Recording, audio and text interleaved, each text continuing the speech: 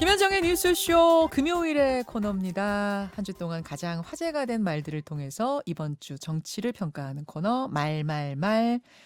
함께 해주실 말간별사 두 분을 소개하기 전에 지금 막 재난 문자 소개를 하라고 또 하나가 들어와가지고요. 이걸 좀 소개하고 가겠습니다.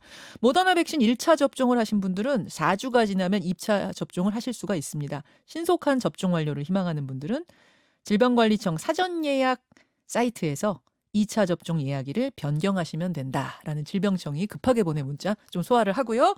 두 분 만나보죠. 더불어민주당 박성준 의원, 국민의힘 성일정 의원 어서 오십시오. 예, 안녕하세요. 안녕하십니까.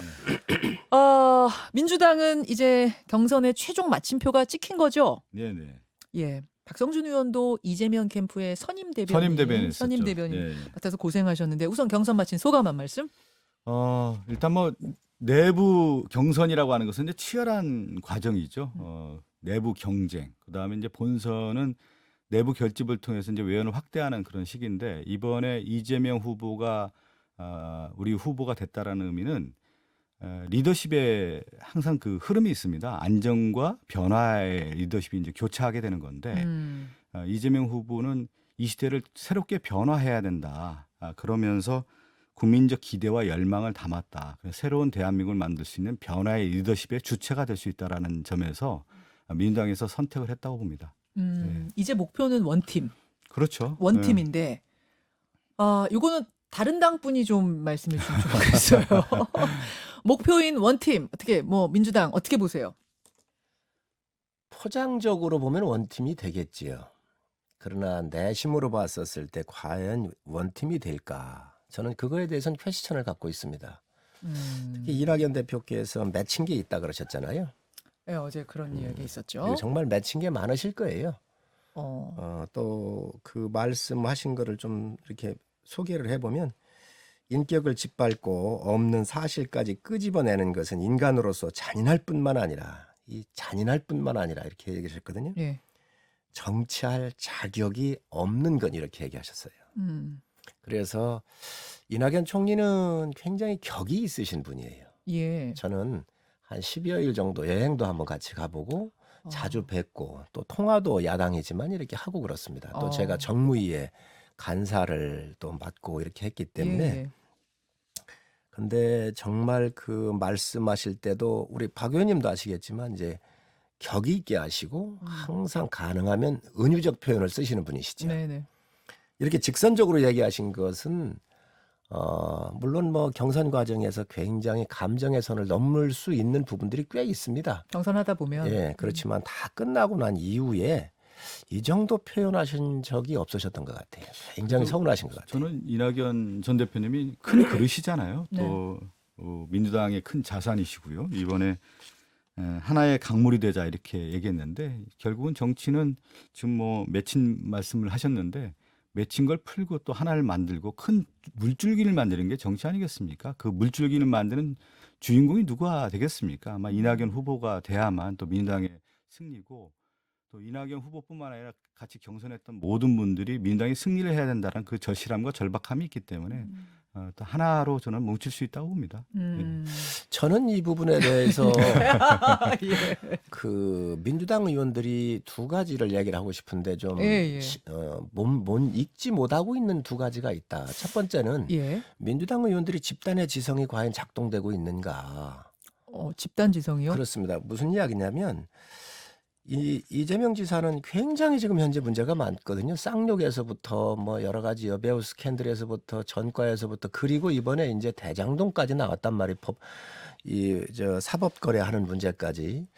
그랬었을 때에 이 이낙연 후보나 이재명 후보의 선택의 기로에 있었을 때 여러 대체제가 있음에도 불구하고 집단의 지성이 아니라 그냥 처음부터 이 권력을 놓치면 안 되겠다라고는 절박감으로부터 매달려 있는 거 아닌가 하는 첫 번째고, 두 번째는 이낙연 후보가 유일하게 이긴 데가 이제 두 군데가 있는데 서울과 광주 전남 아니겠습니까? 전남입니다. 광주 전남은 김대중 대통령의 민주주의의 정신이 발화할 수 있도록 뒷받침해 준 곳이고요. 두 번째로는 노무현 대통령 1%의 가능성. 그래서 특권과 반칙 없는 세상을 만들겠다고 그러면서 공정의 가치를 들고 나왔을 때 손을 들어준 곳이에요. 그래서 이번에 이낙연 대표가 처음으로 122표를 이겼는데 고향이기 때문에 요인도 있습니다. 예, 예. 그러나 지금 지나서 이렇게 서울 결과에서도 나오고 재외국민 투표에서도 나왔지만 이러한 정신에 대해서 반한다고 생각하기 때문에 이낙연을 밀었던 거예요. 그런데 이 사인을 강성 친문들이 이거를 못 읽은 거죠. 그렇게 아니 이거 지금 사실은 사전 토크로 가볍게 하려고 그랬는데 하나 더 얘기를 저도 해야 될 것 같은데. 박성준 의원 또 가만히 계실 수가 없는 상황인 것 같아요. 뭐죠? 우리 이재명 후보에 대한 얘기를 해서 역시 이제 여야 후보에 대한 여러 가지가 얘기가 나오는 거죠. 뭐 윤석열 후보는 뭐 처가 관리를 제대로 했느냐부터 해서 고발 사주 의혹 여러 이제 의혹이 있는 거고요. 그 후보가 이러한 것들을 다 딛고 나가야 되는 건데 보다 더 중요한 건 뭐냐면 이 나라를 정말 잘 갈 수 있게끔 정책과 비전이 있느냐에 대한 부분입니다. 결국 이제 대통령 선거에서는 미래를 위한 싸움이 될 건데 그러면 이재명 후보는 여기에 저는 우위에 있다고 봅니다. 그동안의 과거에 여러 일들을 해온 업적들이 있고 성과가 있고 거기에 대한 어떤 선택과 뿐만 아니라 이 시대의 위기들이 있는데 코로나 위기라든가 뭐 예. 에너지 위기라든가 예. 디지털 대전환의 위기라든가 기후변화 위기라든가 이런 위기들을 타파할 수 있는 사람이 누구냐. 위기 돌파형 리더십을 원했다라는 거예요. 그리고 제가 처음에 얘기한 것처럼 시대의 변화에 대한 리더십의 주체가 될 수 있는 사람이 저는 이재명 후보이기 때문에 시대 아이콘이 될 수 있다고 봅니다. 자, 이렇게 뭐 두 분을 당연히 지금 평가는 갈릴 수밖에 없는 상황이라고 보고 대신 어떻게 분석하시는가에 대해서 여러분들이 판단하실 거예요. 이번 주에 말로 본론으로 한번 들어가 보도록 하죠. 이번 주에 말 박성준 의원이 골라오신 말부터 들어보겠습니다. 핍박받는 정말 훌륭한 검사라고 하던 또 우리 당의 선배들이 제가 또 오니까 정치에 발을 디디니 핍박이 갑자기 의혹으로 또 바뀝니다. 이재명이와 유동규의 관계가 뭐 저와 무슨 정보 정책관의 관계다 뭐 이런 식으로 이게 도대체 야당의 대선 후보가 할 소리입니까? 이런 사람들이 정권 교체 하겠습니까? 정말 우리 당도 정권을 가져오냐 못 가져오냐는 거는 둘째 문제고 정말 이런 정신머리부터 바꾸지 않으면 우리 당은 없어지는 게 낫습니다. 와, 셌어요. 10월 13일 윤석열 후보의 제주 지역 선대위 임명식에서 윤 후보가 한 말입니다. 이게 이제 당 해체 발언이라고 해가지고 어제 하루 종일 다른 후보들의 공격을 받았던 그 말인데 왜 골라오셨어요? 그 윤석열 후보가 한국의 정치, 민주주의 정치에 대한 이해가 있는지부터 좀 짚어야 될 것 같아요. 정치는 기본적으로 뭐냐면 정당에서 출발합니다. 예. 정당은 어떤 기능들을 하냐면 첫 번째, 인물에 대한 충원, 정책 충원이에요. 그러니까 윤석열 후보가 제3의 지대에 있어서 잘 알지도 못하는 후보, 흔들리는 후보를 누가 데려왔습니까? 국민의힘에서 데려와서 방패막이 해주고 보호해주는 건데 자기가 터전이 있는 그 본거지를 부정하는 말씀을 했다라는 것 자체가 정당에 대한 이해가 좀 없다라는 거고 또 하나는 뭐냐면 예. 정당의 가장 또 중요한 기능 중에 하나가 정치적 훈련이에요. 의회에서 훈련하든 정당에서 훈련을 하면서 여러 사람의 목소리를 듣고 거기를 자기가 체화해서 자기의 목소리를 만들어가는 과정이에요. 예, 예. 그런데 지금 보면은 모든 일에 있어서 나는 잘하고 있고 당신들은 못하고 있다. 정신 차려라. 그다음 그 정당이라고 하는 건 여러 목소리가 있는 건데 그 목소리를 듣는 자세가 안 됐다. 정치적 훈련이 안 됐다라는 것이 이번에 정당 해체까지 얘기가 나오는 거예요. 어디까지 얘기를 해야 되는지를 훈련이 좀 안 됐다는 생각이 좀 들어요. 그러니까 발언의 수위를 보면 정치적 훈련, 정당에서 역할을 별로 안 해봤기 때문에 이런 말이 그냥 나오는 겁니다. 성일종 의원님, 어제 진짜 이 발언 때문에 지금 오늘 민주당 의원이 골라오시긴 했지만 사실은 국민의힘이 발칵 뒤집힌 걸로 제가 알거든요. 일단 어제 분위기는 어땠고 이런 말이 나오면 자초지종은 뭐예요 도대체? 우리 박 의원님께서 말씀하신 대로 정당에서 훈련이 안 됐다라고 하는 것은 뭐 저는 짚을 수 있는 대목이라고 생각을 합니다. 예. 그리고 좀 과했다라고 당 전체에서도 얘기를 하고 있지요. 당 분위기는 그래요? 그렇습니다. 이게 좀 과하지 과했다. 않았나. 그런데 그거를 보세요. 들어오신 지 얼마 안 됐잖아요. 네. 정치적 단어를 쓰시는데 아직 훈련이 안 됐잖아요. 이제 많이 좋아지고 있는 그런 과정인데 그만큼 우리가 절박해야 권력을 가져올 수 있다. 나라를 바로 세울 수 있다. 이 의미에서 하신 말씀이고 또 거기에서 전체적인 당원들한테 준 메시지라기보다는 네. 정치 지도자들 경쟁하고 있는 사람들이 이렇게 절박한데 우리가 좀 더 열심히 싸우고 경쟁하고 이 순리적인 측면에서 해야지 이게 인신공격이나 이런 부분들은 좀 과하지 않느냐 이 부분을 우회적으로 말씀하신 것들인데 제가 봤을 때 이제 그게 직선적 표현으로 뭐 당을 해체한다 이런 표현까지 간 거지요. 어제 그 자리가 보니까 그러니까 지지자들 있는 자리인 건 거죠. 저 자리가. 그렇습니다. 자신의 예. 선대위 박수 치고 막 이러니까 좀 이분이 흥분을 좀 하셨던 건가 왜 발언이 여기까지 갔을까 싶더라고요. 또 이제 일반 대중을 상대로 할 때 언어 사용하는 거하고 순수하게 자기 지지자들을 놓고 할 때하고는 조금 강도가 좀 틀립니다. 박 의원님. 이런 거예요. 정치인들의 언어라고 하는 것이 정치적 레토릭이라는 게 이제 수사라는 게 분명히 있단 말이에요. 그러면 지금은 어떤 단계냐면 국민의힘의 내부 경선이라고 하는 치열한 경쟁 관계에 있지 않습니까? 그러면 내부 검증을 겪는 단계인 거예요. 그래서 타 후보들이 윤석열 후보가 지금 처음 얘기했잖아요. 3개월밖에 안 됐다고. 그럼 3개월 된 사람이 이 나라를 제대로 이끌어갈 수 있느냐에 대한 것들을 정당 안에서 검증을 해야 되는 겁니다. 그 정당 안에서 검증하는 단계에서 여러 얘기를 할 수가 있는 것이죠. 그런데 윤석열 후보가 그것을 자신에 대한 어떤 공격으로 생각하고 이것 자체가 잘못됐다. 그렇기 때문에 정당을 해체하겠다 얘기하면은 정당 민주주의에 대한 기본적인 이해가 안 됐다라는 거예요. 이것은 매우 중요한 겁니다. 이건. 정당 민주주의하고는 뭐 그렇게 네. 관련이 없는 것 같고요. 민주당도 마찬가지입니다. 저희도 그렇고. 왜 그러냐면 천하를 놓고 지금 싸우는 일이기 때문에 총칼 대신 뭐 말로 싸우는 거 아니겠습니까? 예, 예. 그래서 민주당도 보면 뭐 이재명 후보가 구속될 수도 있는 사안이라고 서른 의원 같은 경우 어떤 말씀도 하시잖아요. 그렇기 때문에 상당히 격하게 좀 그 대응할 수도 있지요. 그렇기 때문에 여야를 막론하고 이런 말에 앞으로 격한 모습은 저희 당 경쟁 여당에서도 이걸 봤지만 또 저희 당에서도 보게 될 거고 앞으로 여야가 또 대립할 때 아마 그런 모습들을 종종 보게 될 겁니다. 그러니까 윤석열 후보가 어제 저런 말을 그제 저런 말을 왜 하게 됐느냐 하면은 토론에서 계속 이제 공격을 받으니까 막 그 부분에 대한 어떤 불편함이 있었던 것 같아서 지지자 앞에서 그렇게 얘기를 한 건데 여기에 대해서 이준석 대표는 초반 기싸움이긴 하지만 그렇지만 이렇게 계속 가면 안 된다라는 어제 경고가 있었던 것 같고 박성준 의원이 보시기에 이제 민주당 네네네. 경선 끝났잖아요. 국민의힘은 이제 한 달 남았고 앞으로 토론 경선 어떻게 진행될 것 같습니까? 국민의힘이요? 국민의힘. 자중질환이죠 뭐. 사글처럼. 너무 바라시는 거 아니에요? 지금? 아주 소원을 지금 기도하고 있습니다. 기도를. 기도를 하는 게 아니라 자중질환에 빠지게 되는 건데 이제 항상 보면 경선이라고 하는 것은 이제 흑탕물 싸움이거든요. 네. 흑탕물이 싹 걷어지고 맑은 물이 나와야 되는 건데 그걸 누가 이끌어가야 되냐면 비전과 정책이 있어야 되는 거예요. 왜 그러냐면 검증 단계라고 하는 것은 흑탕물 싸움이고 맑은 물은 뭐냐면 이제 비전과 정책에서 이 지도자가 정말 우리를 대변할 수 있겠다라고 하는 생각을 만들어줘야 되는 건데 지금 이제 국민의힘의 가장 큰 후보들의 결점 중에 하나가 뭐냐면 미래 비전이 없다라는 거예요. 특히 윤석열 후보가 지금 1위를 달리고 있는 건데 윤석열 국민의힘 안에서 윤석열 후보가 내세우고 있는 카드가 뭐가 있습니까? 그냥 지금 윤석열 후보의 지지율이라고 하는 것은 개인적으로 봤을 때 민주당에 대한 반감에 대한 반사체로서 뭉쳐있는 표거든요. 그러면서 뭐냐면 그 지지율이 빠지는 가운데 하나의 둥지가 필요했던 거예요. 그래서 지금 국민의힘에 가 있는 겁니다.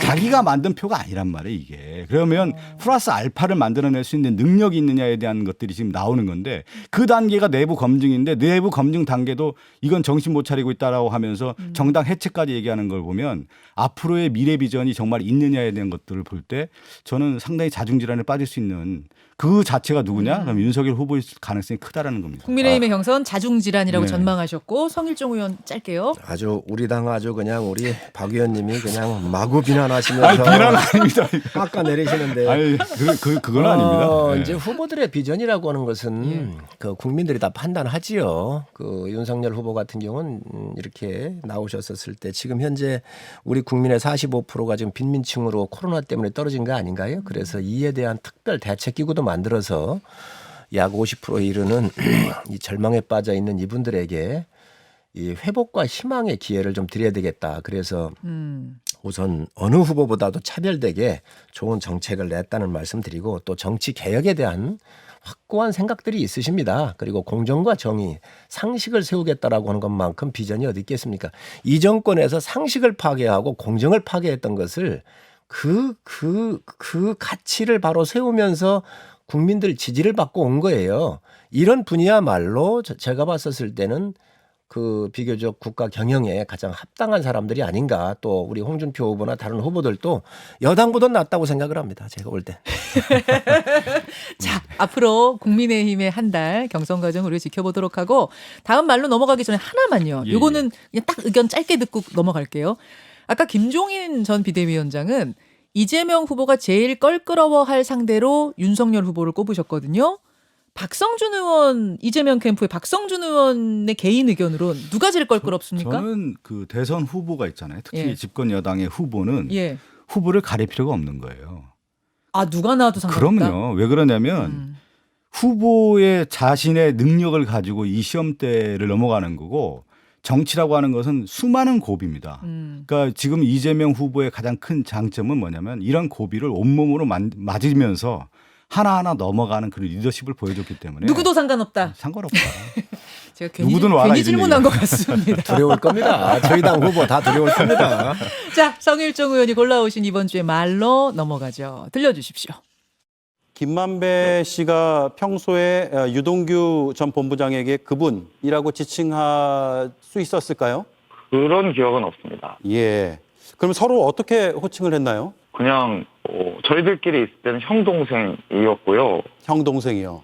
자, 10월 12일 JTBC 뉴스룸에서 이루어진 천화동인 4호 소유주죠. 남욱 씨와의 인터뷰 한 부분을 들려드렸습니다. 이 발언을 골라오신 이유는요?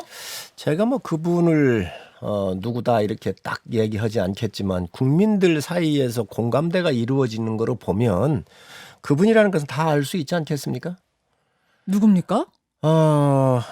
뭐 여러 언론에서도 나왔기 때문에 저도 인용을 하겠습니다.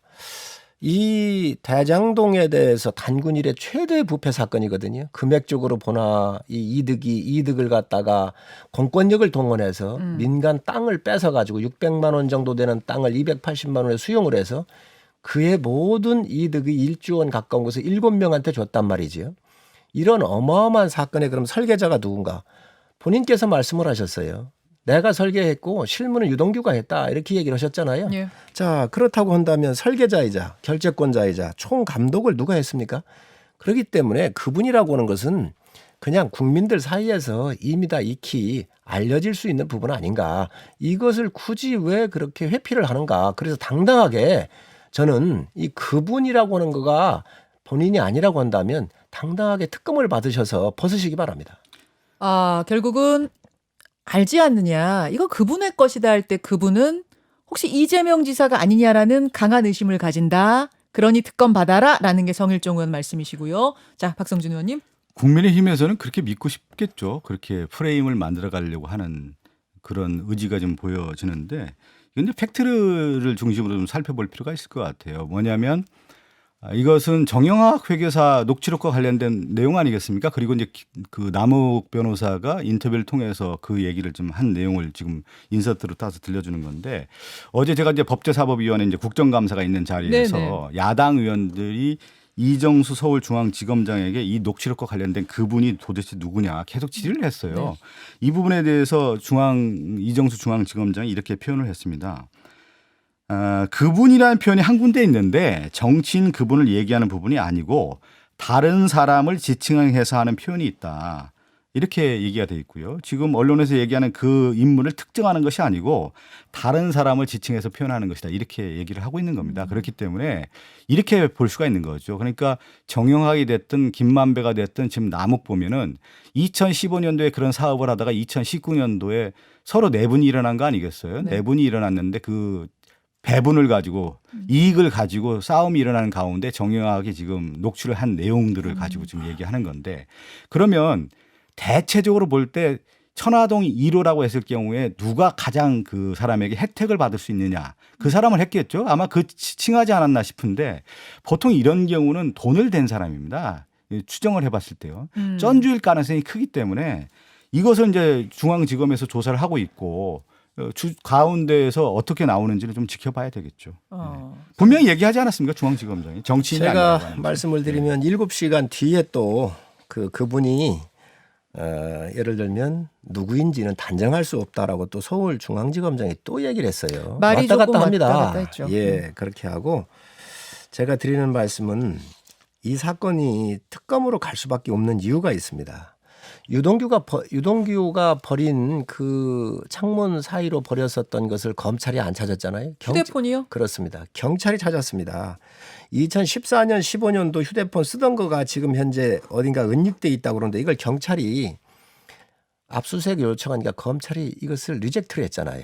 있을 수 없는 얘기입니다. 또 왜 성남시는 인허가 서류고 모든 것들이 다 있지 않습니까?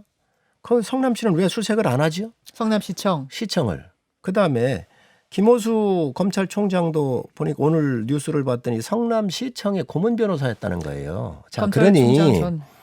저는 이 사건을 바라보면서 누가 국민들이 이게 믿겠습니까? 그리고 불행한 사태가 될 수 있습니다. 그렇기 때문에 저는 이재명 지사께서 당당하게 부럽지 않으면 단군 일의 아주 최대의 업적 중에 하나라고 이렇게 얘기를 하시니 그렇다고 한다면 특검을 통해서 다 밝혀지면 될 거 아닙니까?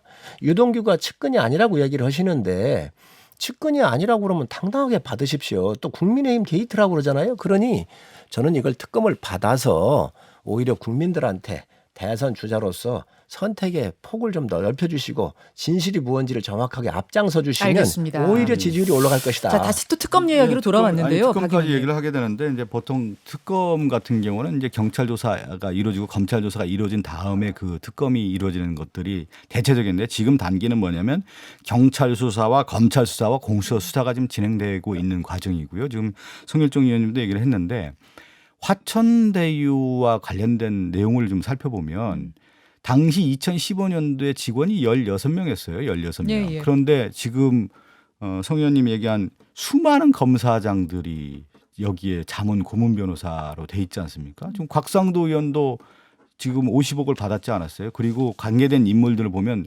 50억 클럽이라고 하는 지금 설이 나오는 것 중에 보면은 주요 인물들이 당시 그러니까 박근혜 정부에 있었던 사람들이 주요 인물들이 지금 포진해 있단 말이에요.